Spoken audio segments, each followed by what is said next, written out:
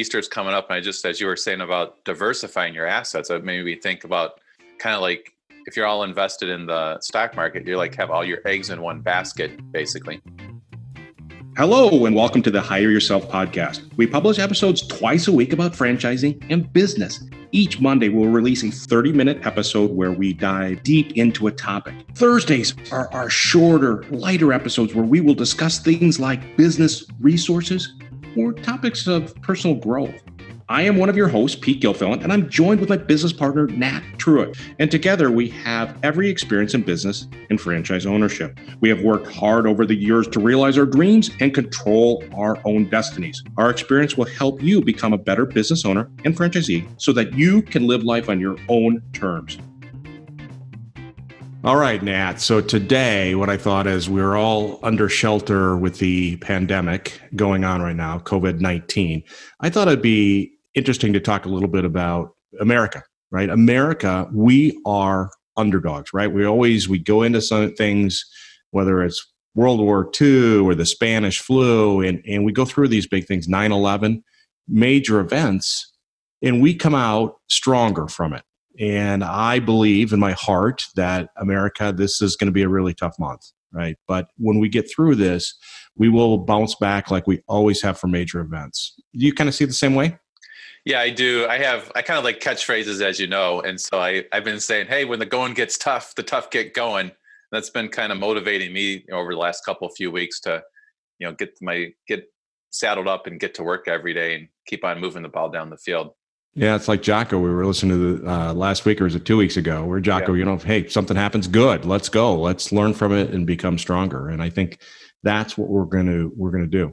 Now, both of us, we get the opportunity to work with senior level executives to explore franchise ownership. And it's really kind of a hard time thinking about anything but your family being under shelter and stuff like that. But what I want to have us talk about today is looking at franchises now with this idea that America, we're going to get through this. We're going to have a tough month, but we're going to get through this, and we're going to recover like we have in the past, and we become stronger and better. And I believe that this could be, as we come out of this in a couple months, be an awesome time to invest in a franchise. So I thought maybe we talk a little bit about the reasons why maybe we should be looking at franchises and why that is. Well, how far back do you want to go, Pete? You want to go like to the Civil War? Well, we could. I don't know if I necessarily want to talk about all the major events, but more so as somebody looks at, why would I consider investing in a franchise? I'm looking in through a lens right now that I'm in my house. I'm worried about getting toilet paper for my family. Bottom line is, when this clears, is it a good time to get out there and invest in a franchise business? And I believe there are 8 things or 8 reasons why you should consider looking at investing in a franchise as we come out of the pandemic or COVID-19. Yeah, I totally believe that. So now I think it's a great opportunity. What I've been talking to a lot of guys that, they're kind of sitting at home or they got laid off at this point. So it's easy to feel like things are totally out of your control. We have the pandemic, we have the company calling the shots. But I think with a franchise, it's the opportunity to create career and income stability. Like even for my senior care business, right? We had took a big hit, and I didn't fire myself. I had to lay off some other people, but I was able to still maintain my career and income security through that. So I think that that's kind of one way to take a little bit more control back into your life. Also, you always have like the tax advantages and the stimulus package. You're able to apply for all that too. So there's a lot of benefits of having your own business. Absolutely. Well, I think you talk about that career and income security. That's something that I've been talking to people for about the last 6 months, really focusing on, because when we do go through economic downturns, and we now are in a recession, it is the idea that we're going to have more layoffs. You can clearly see it. The unemployment numbers jumped, and we're seeing now companies furlough or lay people off. My son's company, he just got his first job. First week, they announced they're furloughing people and cutting their salaries by 10%. So welcome to the corporate world. When we talk about senior level executives in their 50s, we're going to see that, you're already a target being in your 50s, but now as companies have to just kind of slow down or get rid of people, you're going to get laid off, right? Or most Yeah. likely. And so having your own business, to your point, you could be the last person standing. Nobody's coming in and saying we're going a different direction, or sorry, we have to lay you off. It's your business, and you could be in charge. And I think that's one of the big things why you set yourself up as we come out of this. Instead of getting another job, go invest in a franchise where you do have that career and income security. I think the Yeah. other thing that hear people saying that is, hey, listen, I just lost a bunch of money in the stock market, right? I just lost 20, 30%, and they're freaking out. And I always kind of tell people that, hey, listen, if you don't like the roller coaster ride, because the roller coaster doesn't always go up, Right. right? It literally, from the standpoint, is it goes down, and that's what we're seeing now. We had great 11 years, but it's going to go down. And if you look at even like the last week, it's went up, it's went down. You're going to always have that. So if you can take your assets and you can diversify them so that maybe you're not on that crazy roller coaster, you're not being controlled by somebody in New York, a fund manager. You are literally, you have your money, you're watching over your money every day with your business. Totally. Yeah, I just was, Easter's coming up, and I just, as you were saying about diversifying your assets, it made me think about kind of like if you're all invested in the stock market, you like have all your eggs in one basket, basically. That's the connection to Easter. And the other thing, as you were talking, when you own a business locally, I feel like franchising has always been the definition of hyper local. So you actually have your business is in the community typically where you live. And so I know a lot of things are going to change, with the COVID and everything but one thing, like if you owned your own local business, you don't really have to worry about hopping on an airplane and flying to China or to other countries because, your business is in your backyard. And so your commute, instead of, taking the train downtown or flying all over the world, you could literally hop in your car or maybe even walk or jog to work. So that's another way, you're diversifying, but you're also actually being hyper local, which I think is pretty cool too. Well, and you could say making an impact in your community, right? You're Yeah. creating Making jobs, jobs. Yeah, and exactly. the money that flows through your business helps support your community. And I think when we talk about communities, we talk about labor, right? The people that we're employing, and we've been in a tight labor market, right? Every time you go into a restaurant prior to COVID, going under shelter at home, bottom line is every place you go, haircut place, restaurant, retail store, they're all looking for labor. And I think as we come out of this, there's going to be lots of opportunities to find good people. The labor market is going to loosen up a little bit. And I think as a business owner, that's a good thing, right? Putting people back to work. There's unfortunately going to be companies or businesses that go out of business. So probably, I'm guessing there's going to be more retail open up.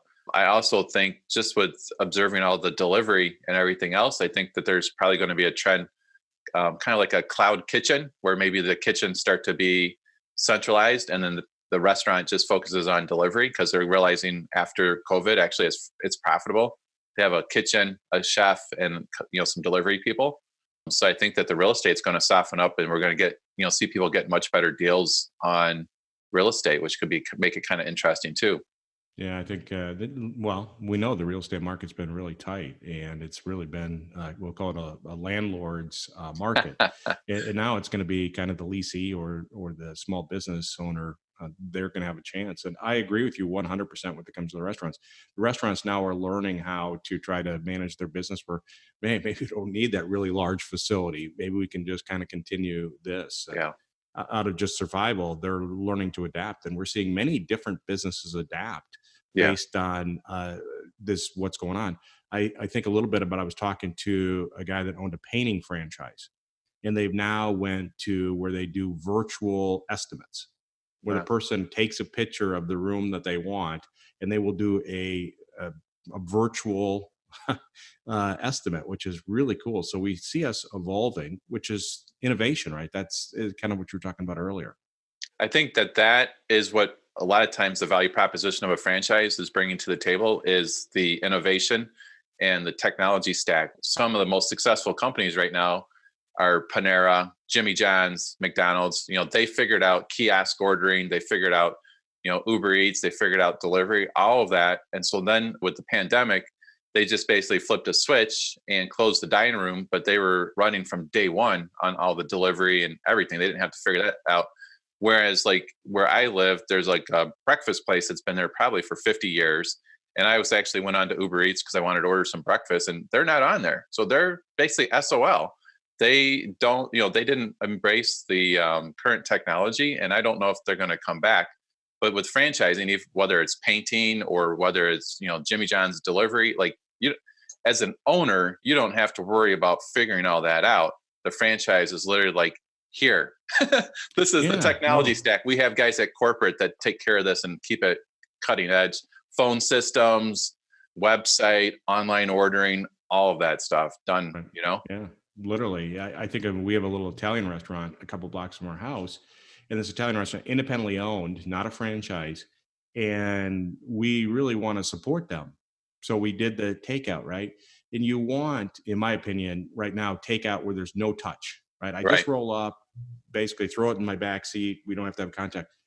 They didn't have the technology. You had to literally sign the receipt, take their pen and sign a receipt. And I'm like, I'm never going to do this again. Right. And I thought to myself, if you would have been a franchise, you probably would have had the technology where I can just literally, and I'll give you an example. We did pizza the other night, and it was a company, well-established. It was a franchise.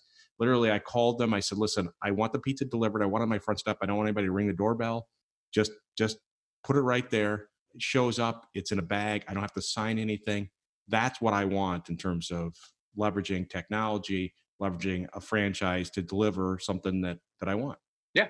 And that's what right now, while some of these, locations might be closed or whatever, I know that at corporate, they're hustling to reinvent some of these businesses so that it can be more no touch, or, they're more sterilization, so people are more comfortable with the germs. If you were an independent business owner, you'd have to figure all that out on your own. Yeah. But with franchise, I can guarantee when this 30-day to stay, what is it? 30 days to stay, slow the shelter spread. Shelter at home or something. When we're the 30 days to slow the spreads over these in the franchises, or whenever they can eventually open up, they're going to have retooled, and they're going to have processes in place to make people feel comfortable to come spend their money at their locations. Yeah, well, I think there's going to be real pent up demand, right? Yeah. Whether it's services, I have to get certain services done. I put them off for a month, but I got to get them done. And I was talking to somebody the other day that said, listen, I love yoga. And she's like, I can't go do my yoga, but she goes, I'm just dying to get back to my yoga place. And so I think there's going to be pent up demand for, we'll call it fun, going out to eat or working out or getting stuff done at your house or for your business. There's just no question about it. There is going to be pent up demand. I know. I was just thinking about how much I probably would pay right now to just be able to either go somewhere or have someone come to my house and make me a nice steak dinner. But now, it never tastes quite the same when I make it. I don't know why that is, but it's fair enough from a standpoint. But I do think we're at a time where, as we look at this idea of investing in franchise, as we come out of this pandemic, COVID-19, I do think this is a great time to be looking at franchises, because you get to do a whole level of validation that wasn't there before, right? A couple months ago, you couldn't evaluate the leadership's team under stress test, right? Of helping the franchisees get through an economic tough time, whether it's leadership or providing financial support. It's been fun to watch some of these franchisors step up and help their franchisees. So you're not in it by yourself. You really got somebody that's helping you through it. And you got a bunch of friends, other franchisees that are doing it with you. Yeah. Yeah. You really cannot underestimate the value of the team, both at corporate. And then a lot of the franchise owners, when you think about the corporate executives we've helped over the years, they're pretty sharp guys. And so it gives you a pretty strong peer group. And typically the franchise has the leadership team of franchise owners and things like that pitch in and help too. So there's a lot of brain power. Again, going back to when the going gets tough, the tough get going. I think innovation and all that is kind of the hallmark of the American spirit. So, figure it out, adapt, and keep on going. Yeah. Well, you think about the franchisors, where prior, the last big step in investigating a franchise would go do a discovery day, go out to their corporate headquarters, meet the leadership team, meet support staff, and see the operations. Now you've seen those franchisors, all of them now are doing virtual discovery days, which is very cool, right? They've adopted or adapted they've adapted their business model so that they can do the virtual discovery days. I heard a great story. So one of them, they do a virtual discovery day. The night before they do the virtual discovery day, they do a virtual happy hour just to loosen everybody up, right? So they do kind of a pre-happy hour and stuff like that. I thought that was a great idea. Well, actually, they're theoretically saving money because they don't have to take everyone out to a nice restaurant and fly them in and everything too. So, Oh yeah, and I think from the standpoint of like one of them was telling me that they are doing Uber Eats. So you know how you traditionally, if you're at a Discovery Day, have a lunch, oh they'll yeah, have Uber Eats delivered to them, and then they maybe give you some tchotchkes, they mail some shirts to you and some other stuff. It's very fun to watch them adapt to a new way of doing things. that's awesome. Yeah. Well, I think the other thing that we're seeing is that the government, they've launched well, the $2 trillion package. T is with T for trillion. It's amazing the money that they're throwing out there for small and medium sized businesses. Have you been looking at that? Yes, I definitely have. I think that kind of the concept is if it's available to apply for it and see if we can get it. And I do think it's really important to help companies keep their employees. You think about, I don't know how, like, say the barbershop, for example, like how they're surviving with sending all their barbers home. Does the owner keep them on payroll or put them on unemployment? Kind of based on this stimulus package, I think the strategy is give the business money to be able to keep the barbers on payroll so the barbers can survive. And then once the shelter in place is over, everybody can kind of go back without having to reapply for a new job, basically. Yeah, no, I think that's right. The barbershop comment, you were doing that because I'm bald? I mean, you're taking shots here in the morning. All right. So, I know all the. right. I'm just thinking about when they finally say they're going to lift the shelter in place. I mean, I think everyone's going to be going to if you're a franchise, they'll be going to the online scheduling app to schedule their haircut. Those guys will be working 20 hours a day probably.